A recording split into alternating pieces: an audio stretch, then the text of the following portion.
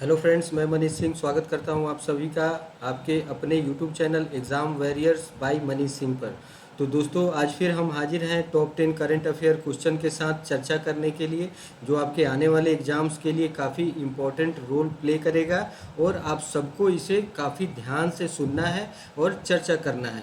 और हमारी कोशिश यही रहती है कि जब हम इन चीज़ों को डिस्कस करते हैं, उन्हीं डिस्कशन के दौरान ही आपको ये चीज़ें याद हो जाए, आपको अलग से किसी तरह का एफर्ट लगाने का ज़रूरत नहीं पड़े।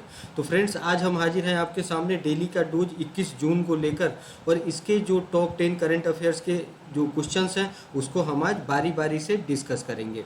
तो फ्रेंड्स, बढ़ते हैं अपने सेशंस की ओर। और जैसा कि आप सभी को पता है कि जब भी हम सेशन की शुरुआत करते हैं तो उससे पहले हम एक मोटिवेशनल कोट्स के साथ एक ये मेंटल बूस्टर का काम करता है तो उससे हम शुरुआत करते हैं। तो आज का जो मोटिवेशनल कोट्स है वो आपके स्क्रीन पे है। शिक्षा कभी भी व्यर्थ नहीं होती, भले ही वो किसी भी तरह की ग्रहण की गई हो। तो फ्रेंड्स, यहाँ पे जब हम शिक्षा की बात करते हैं, एजुकेशन की बात करते हैं, तो आप किसी भी तरह से एडुकेट हुए हो, ठीक है। ये मैटर नहीं करता है कि आपने शिक्षा कैसे प्राप्त की है, ठीक है।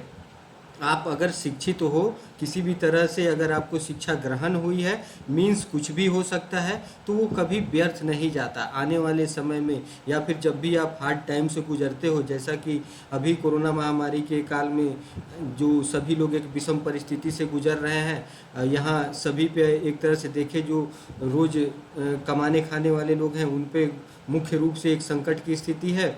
लेकिन फिर भी जो मनुष्य शिक्षित है, ठीक है, जो मनुष्य शिक्षित है वो इस महामारी के दौर में भी अपने जीने के लिए कोई ना कोई रास्ता ढूंढ लेता है। तो इसलिए कहा गया है कि शिक्षा कभी भी व्यर्थ नहीं होती, वो किसी न किसी रूप में आपके जीवन पर्यंत काम आने वाली वस्तु होती है, काम आने वाली एक चीज़ है जो आपके सफलता के भी द्वार प्रशस्त करती है और आपके जीवन जीने में भी महत्वपूर्ण भूमिका निभाती है। तो फ्रेंड्स, ये हमेशा याद रखें कि शिक्षा कभी भी व्यर्थ नहीं होती, भले ही वो किसी भी तरह से ग्रहण की गई हो। तो शिक्षा सर्वोपरि है और यही एक हथियार है, यही एक सुनहरी चाबी है जिससे आप सफलता के द्वार को खोल सकते हो और एक सम्मानपूर्ण जीवन, एक गौरवपूर्ण जीवन समाज में व्यतीत कर सकते हो। तो फ्रेंड्स, अब हम बढ़ते हैं अपने सेशंस की ओर और चलते हैं। पहला क्वेश्चन क्या है आपके स्क्रीन पे? तो पहला क्वेश्चन है, अमेरिकी राष्ट्रपति जो बाइडेन ने निम्नलिखित में से किसे अंतर्राष्ट्रीय भ्रष्टाचार रोधी चैंपियंस पुरस्कार के लिए चुना है? तो फ्रेंड्स, ये इंटरनेशनल अफेयर्स का न्यूज़ है और ये अवार्ड सेक्शन से इस तरह के प्रश्न अक्सर पूछे जाते हैं, चाहे आप यूपीएससी की तैयारी कर रहे हो या फिर पीसीएस की तैयारी कर रहे हो या फिर किसी अन्य वनडे एग्जाम्स की तैयारी कर रहे हो। तो इन सभी एग्जाम्स में इस तरह के प्रश्न अक्सर अवार्ड्स एंड ऑनर से पूछे जाते हैं। तो यहाँ पे ऑप्शन है आपके सामने। पहला ऑप्शन है अंजलि भारद्वाज, दूसरा कमल त्यागी, तीसरा कोमल गुप्ता और चौथा जया त्रिपाठी। तो फ्रेंड्स, मैं आपको बता दूँ, इसमें जो सही आंसर है वो है अंजलि भारद्वाज। अंजलि भारद्वाज को चुना गया है अंतर्राष्ट्रीय भ्रष्टाचार रोधी चैंपियंस पुरस्कार के लिए। और ये किसके द्वारा चुना गया है? तो अमेरिकी राष्ट्रपति जो बाइडेन के द्वारा। तो अगर हम अंजलि भारद्वाज के बारे में, इनके करियर के बारे में जानने की कोशिश करें, तो अंजलि भारद्वाज एक सामाजिक कार्यकर्ता हैं और इनको अंतर्राष्ट्रीय भ्रष्टाचार रोधी champions award, anti corruption award से सम्मानित करने का घोषणा किया गया है। और अंजलि भारद्वाज सतर्क नागरिक संगठन एसएनएस की संस्थापक है। इसके तहत वे सरकार में पारदर्शिता रखने और जवाबदेही तय करने के साथ नागरिकों की सक्रिय भागीदारी को बढ़ावा देने की दिशा में कार्य करती हैं। तो फ्रेंड्स, इस तरह से आप समझ गए होंगे कि इनका जो योगदान है समाज के लिए और सरकार के प्रति जो पारदर्शिता और जवाबदेही की बात की जाती है, इन सभी इनके एक्टिविटीज़ को देखते हुए इन्हें एंटी करप्शन अवार्ड से सम्मानित करने के लिए अभी नामित किया गया है। इनकी नाम की घोषणा की गई है। तो आपको इनका नाम याद रखना है, इनका नाम है अंजलि भारद्वाज। तो फ्रेंड्स, बढ़ते हैं हम अगले प्रश्न की और अगला प्रश्न है आपके स्क्रीन पे, राष्ट्रीय अनुसूचित जाति आयोग national commission for schedule caste के अध्यक्ष का पद निम्नलिखित में से किसने संभाल लिया है हाल ही में? तो फ्रेंड्स, ऑप्शन है आपके सामने। पहला ऑप्शन है मोहन कुमार, दूसरा विजय सांपला, तीसरा अनुज सचदेवा और चौथा अनिल त्यागी। तो इसमें जो सही जवाब है फ्रेंड्स वो मैं आपको बता दूं, वो है विजय सांपला। विजय सांपला को राष्ट्रीय अनुसूचित जाति आयोग के अध्यक्ष पद के लिए चुना गया है और इन्होंने अपना पद ग्रहण कर लिया है। और इनके बारे में अगर हम बात करें, इनके करियर के बारे में बात करें विजय सापला के, तो ये वर्ष 2014 से 19 में पूर्व केंद्रीय सामाजिक न्याय और अधिकारिता राज्य मंत्री रह चुके हैं। और विजय सापला पंजाब से भाजपा के राज्य अध्यक्ष और केंद्रीय राज्य मंत्री भी रह चुके हैं। और अगर हम बात करें फ्रेंड्स राष्ट्रीय अनुसूचित जाति आयोग की, तो यह एक भारतीय संवैधानिक निकाय है, ठीक है, ये कॉन्स्टिट्यूशनल बॉडी है। इसे अनुसूचित जातियों के शोषण के खिलाफ सुरक्षा प्रदान करने और संविधान में उनके आर्थिक, शैक्षणिक, सामाजिक, सांस्कृतिक हितों को संरक्षण के लिए और अन्य प्रावधानों को बढ़ावा देने के लिए और इन सब उनके हितों की सुरक्षा करने के लिए बनाया गया है। तो फ्रेंड्स इनका नाम आपको याद रखना है। इस तरह के प्रश्न अक्सर पूछे जाते हैं कि किसी भी जो एपेक्स ऑर्गेनाइजेशन है या फिर इम्पोर्टेंट ऑर्गेनाइजेशन है उसके चेयरमैन कौन है, तो इनका नाम आपको याद रखना है। अब हम बढ़ते हैं अगले प्रश्न की ओर। अगला प्रश्न है आपके स्क्रीन पे तीसरा प्रश्न। 18 जून 2021 को भारत के महान एथलीट मिल्खा सिंह का निधन हो गया। मिल्खा सिंह के संबंध में कौन सा तथ्य सही नहीं है? तो फ्रेंड्स ये हम बात कर रहे हैं फ्लाइंग सिख मिल्खा सिंह की, जो किसी परिचय के मोहताज नहीं है और वो उनके जैसा एथलीट अब भविष्य में हो पाना भी असंभव जैसा प्रतीत होता है और वे काफ़ी प्रतिभाशाली थे। तो इनके संदर्भ में कुछ कथन दिए गए हैं, उन पे हमें विचार करना है कि कौन सा कथन सही नहीं है। तो फ्रेंड्स हम पहला कथन पढ़ते हैं। मिल्खा सिंह ने वर्ष 1958 में एशियाई खेलों में 200 मीटर और 400 मीटर में स्वर्ण पदक जीता था। दूसरा है वह देश और विश्व में फ्लाइंग सिख, उड़न सिख के नाम से प्रसिद्ध थे। तीसरा है वह वर्ष 1960 के रोम ओलंपिक में 400 मीटर रेस स्पर्धा के फाइनल में चौथे स्थान पर रहे। और चौथा ऑप्शन है उन्हें 1960 में पद्म भूषण से सम्मानित किया गया था। तो फ्रेंड्स जो इसमें इनकरेक्ट स्टेटमेंट है वो है डी, उन्हें 1960 में पद्म भूषण से सम्मानित नहीं किया गया था। ये जो इन्फॉर्मेशन है ये गलत है मिल्खा सिंह के बारे में। तो फ्रेंड्स हम बात करते हैं मिल्खा सिंह के बारे में और उनके कैरियर के बारे में। तो वह देश और विश्व में फ्लाइंग सिख के नाम से प्रसिद्ध थे मिल्खा सिंह। और अगर हम बात करें तो पाकिस्तान के जनरल अयूब खान ने उनका नाम फ्लाइंग सिख रखा था। और मिल्खा सिंह का अगर हम जन्मस्थली की बात करें तो वो गोविंदपुरा में 1929 में इनका जन्म हुआ था, जो अब पाकिस्तान के हिस्से में है। और एक सिख राठौर परिवार में इनका जन्म हुआ था। और उन्होंने 1958 में एशियाई खेलों में 200 मीटर में और 400 मीटर में स्वर्ण पदक जीते थे। 1962 में आयोजित एशियाई खेलों में उन्होंने 400 मीटर और 4x400 मीटर के रिले दौड़ में भी स्वर्ण पदक जीता था। और भी इनके कैरियर की उपलब्धि की अगर हम बात करें तो 1958 में आयोजित राष्ट्रमंडल खेलों में 400 यार्ड्स स्पर्धा में स्वर्ण पदक विजेता रहे थे। उन्होंने वर्ष 1956, 60, 64 में आयोजित ओलंपिक में भारत का प्रतिनिधित्व किया था और इन्हें 1959 में पद्मश्री से सम्मानित किया गया था। तो फ्रेंड्स इनके बारे में जैसा कि आपने ऑप्शंस में देखा था कि ये पद्म भूषण से सम्मानित करने की बात की जा रही थी, जिस स्टेटमेंट को हमने कथन को अनट्रू किया है वो फॉल्स स्टेटमेंट था। तो इनको 1959 में पद्मश्री से सम्मानित किया था। जो भारत का नागरिक सम्मान है पद्मश्री चौथे नंबर का, उससे इन्हें सम्मानित किया गया था। और सेना से सेवानिवृत्त होने के बाद मिल्खा सिंह की अगर हम बात करें तो उन्होंने पंजाब में खेल निदेशक के रूप में कार्य किया।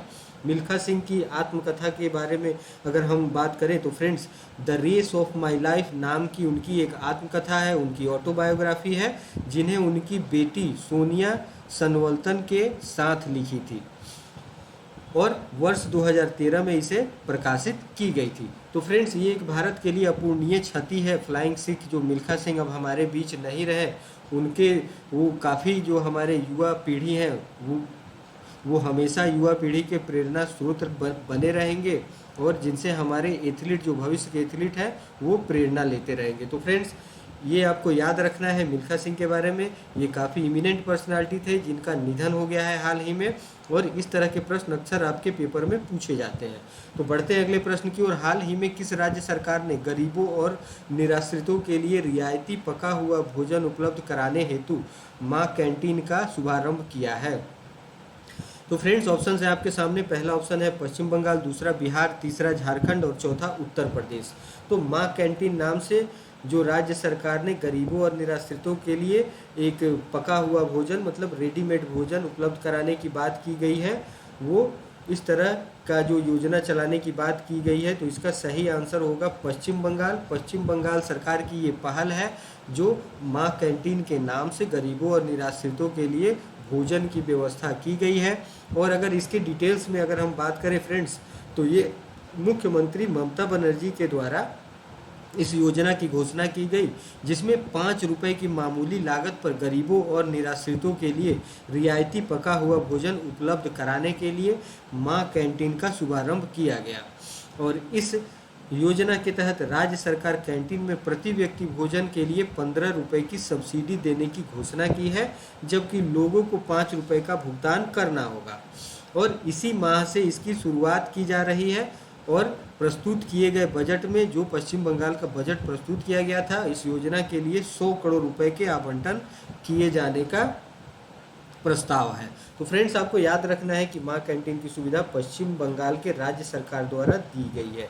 इस तरह के प्रश्न अक्सर पूछे जाते हैं आपके एग्जाम्स में, चाहे वो वनडे एग्जाम्स हो या फिर पीसीएस एग्जाम्स हो। अब हम बढ़ते हैं अगले प्रश्न की ओर। अगला प्रश्न है आपकी स्क्रीन पे, हाल ही में किस राज्य सरकार ने लकड़ी के खिलौने, स्थानीय कलाकृति, हस्तशिल्प को बढ़ावा देने हेतु फ्लिपकार्ट के साथ एक समझौता ज्ञापन पर हस्ताक्षर किए हैं? तो फ्रेंड्स, यहाँ पे हम बात कर रहे हैं लकड़ी के खिलौने और स्थानीय कलाकृति और हस्तशिल्प को बढ़ावा देने के लिए ये जो फ्लिपकार्ट कंपनी है, ये ऑनलाइन कंपनी है जिस पे आप ऑनलाइन सामान ऑर्डर करते हो और ये डोर टू डोर डिलीवरी करते हैं। तो फ्लिपकार्ट से अभी हाल ही में समझौता ज्ञापन किया गया है। तो फ्रेंड्स, ऑप्शन है आपके सामने, पहला ऑप्शन है बिहार, दूसरा महाराष्ट्र, तीसरा पंजाब और चौथा दिल्ली। तो इसका जो सही जवाब है वो मैं आपको बता दूं, सही जवाब है महाराष्ट्र। महाराष्ट्र के सरकार ने लकड़ी के खिलौने, स्थानीय कलाकृति और हस्तशिल्प को बढ़ावा देने के लिए फ्लिपकार्ट के साथ इस तरह के समझौते पर हस्ताक्षर किया है। और यह समझौता ज्ञापन कारीगरों, बुनकरों, शिल्पकारों और एसएमई को, स्मॉल मीडियम इंटरप्राइजेज जिसे आप कहते हो, को महाराष्ट्र के लाखों ग्राहकों को भारत में अपने उत्पादों का प्रदर्शन करने में सक्षम करेगा।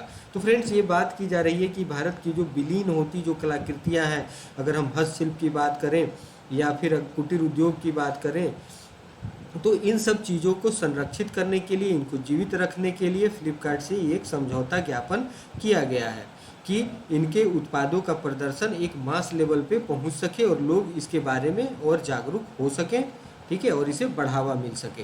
तो फ्रेंड्स, इस तरह के प्रश्न अक्सर एग्जाम्स में पूछे जाते हैं और आपको ये याद रखना है। अब हम बढ़ते हैं अगले प्रश्न की ओर। हाल ही में किस ऑस्ट्रेलियाई खिलाड़ी को तीसरी बार एलन बोर्डर मेडल से सम्मानित किया गया? तो फ्रेंड्स, एलन बोर्डर मेडल काफ़ी सम्मानित एक पुरस्कार है खेल जगत में। ऑस्ट्रेलिया की अगर हम बात करें तो एलन बोर्डन एक महान खिलाड़ी थे ऑस्ट्रेलिया के और इन्हीं के नाम पे ये मेडल दिया जाता है। तो फ्रेंड्स, ऑप्शन है आपके सामने, पहला स्टीव स्मिथ, दूसरा मिशेल मार्श, तीसरा ग्लेन मैक्सवेल, चौथा मैथ्यू वेड। तो इसमें जो सही जवाब है वो है स्टीव स्मिथ। स्टीव स्मिथ को तीसरी बार एलन बोर्डर मेडल से सम्मानित किया गया है। और अगर हम बात करें तो ये बल्लेबाज स्टीव स्मिथ जो ऑस्ट्रेलिया से बिलोंग करते हैं, उनके शानदार प्रदर्शन के लिए एलन बोर्डर मेडल से सम्मानित किया गया है। और यह मेडल जो है वो ऑस्ट्रेलिया में साल में सबसे अच्छा प्रदर्शन करने वाले पुरुष खिलाड़ी को दिया जाता है।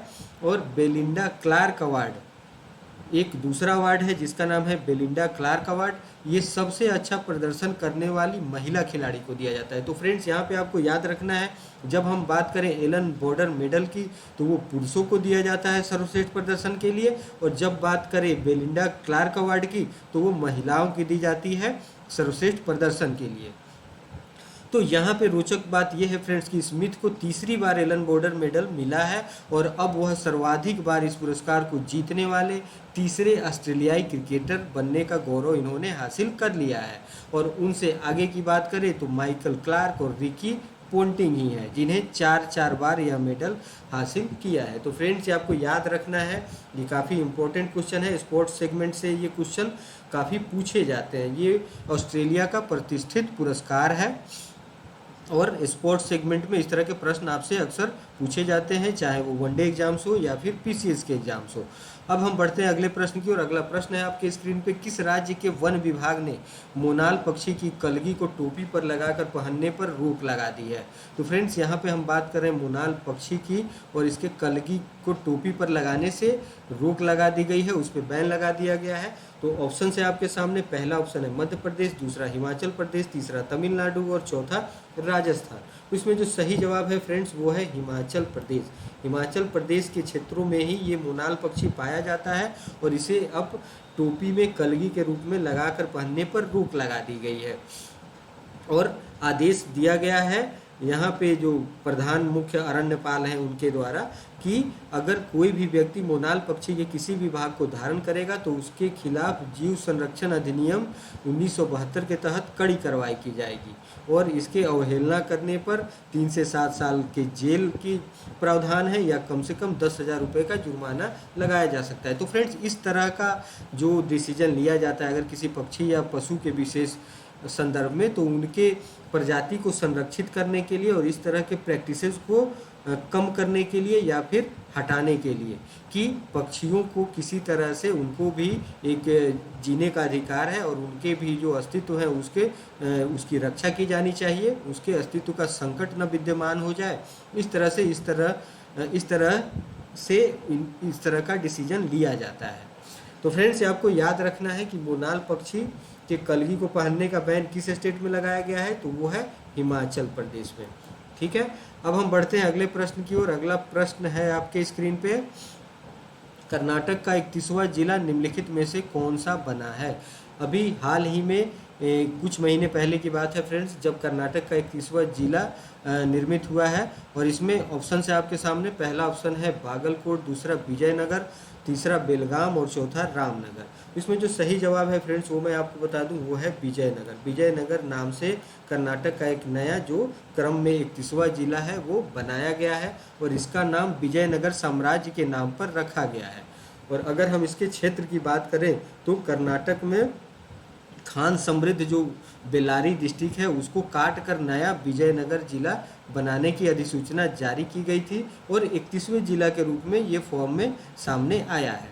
और इस नए जिले में 6 तालुका होंगे, और होसपेट उसका मुख्यालय होगा, और कुडगिली, हगीरभूमा, कोटुरु, होविना और हदगली और हरपनहल्ली अन्य तालुक होंगे इस जिले के। तो फ्रेंड्स, ये साउथ में है, ये कर्नाटक की ये न्यूज है, स्टेट स्पेशल क्वेश्चन है कि ये नए जिले के रूप में विजयनगर को 31वां जिले के रूप में बनाया गया है। तो इसे आपको याद रखना है। इस तरह के प्रश्न अक्सर पूछे जाते हैं पीसीएस एग्जाम्स में, या फिर वनडे एग्जाम्स में भी पूछे जाने की संभावना हमेशा बनी रहती है। तो फ्रेंड्स, बढ़ते हैं अगले प्रश्न की ओर। केंद्रीय रेल मंत्री पीयूष गोयल ने किस वर्ष तक भारत को विश्व में पहली प्रदूषण रहित रेलवे बनाने की घोषणा की है? तो फ्रेंड, यहाँ पे बात की जा रही है कि भारत को विश्व में पहली प्रदूषण रहित रेलवे बनाने की।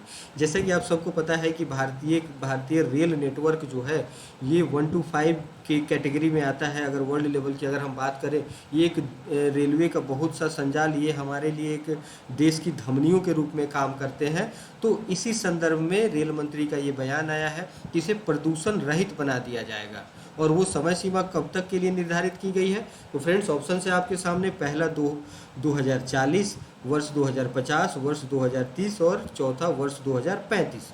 तो वर्ष 2030 तक इस लक्ष्य को हासिल करने की घोषणा की गई है रेल मंत्री के द्वारा, कि भारतीय रेल को विश्व की पहली प्रदूषण रहित रेलवे बनाई जाएगी।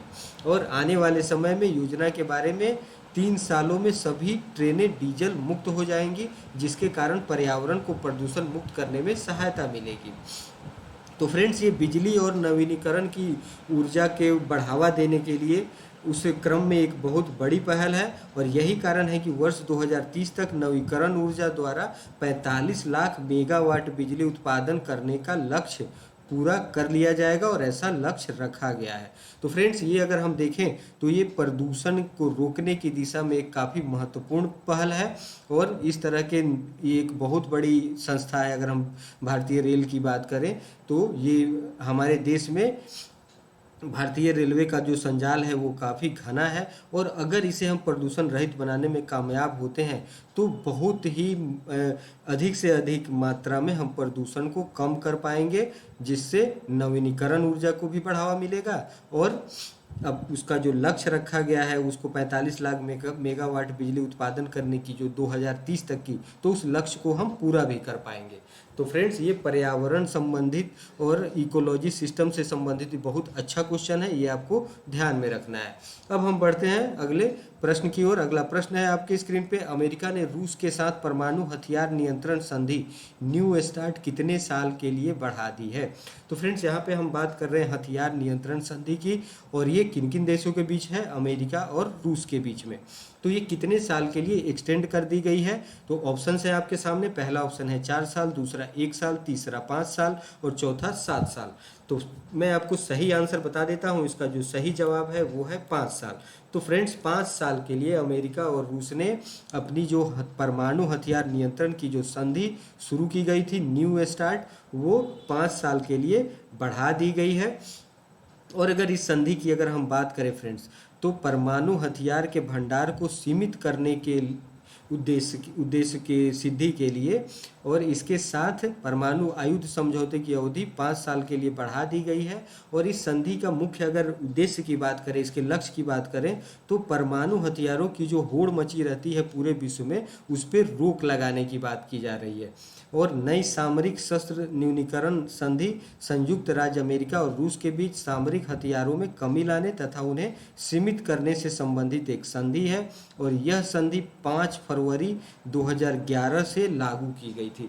तो फ्रेंड, जैसा कि अगर हम बात करें कि विश्व युद्ध के बाद अगर हम देखें तो एक वर्ल्ड लेवल पे अगर हम खास कर देखें तो अमेरिका और रसिया के बीच एक परमाणु हथियारों को डेवलप करने की एक होड़ सी मच गई थी कि सभी अपने अपने पास एक से एक क्षमता वाले, एक से एक विनाशक परमाणु हथियार डेवलप करने में लग गए थे, और ज़्यादा से ज़्यादा मात्रा में अपने पास इसको संचित करने लगे थे। और ये जो परिपाटी थी ये काफ़ी भयावह थी, और इससे विश्व एक विनाश के कगार की तरफ बढ़ रहा था। जब सारे देश अगर परमाणु हथियार की होड़ में लग जाएंगे तो फ्रेंड्स, अगर कभी भी ये गैर जिम्मेदारी से अगर इसका इस्तेमाल कर दिया गया तो संपूर्ण विश्व, संपूर्ण पृथ्वी का नाश हो सकता है, संपूर्ण पृथ्वी क्षय हो सकती है, ठीक है। और ये पूरे मानव जाति का जो है वो नुकसान कर सकता है, और इनके अस्तित्व पे भी संकट आ सकता है। तो इस तरह का संधि अमेरिका और रूस के बीच किया गया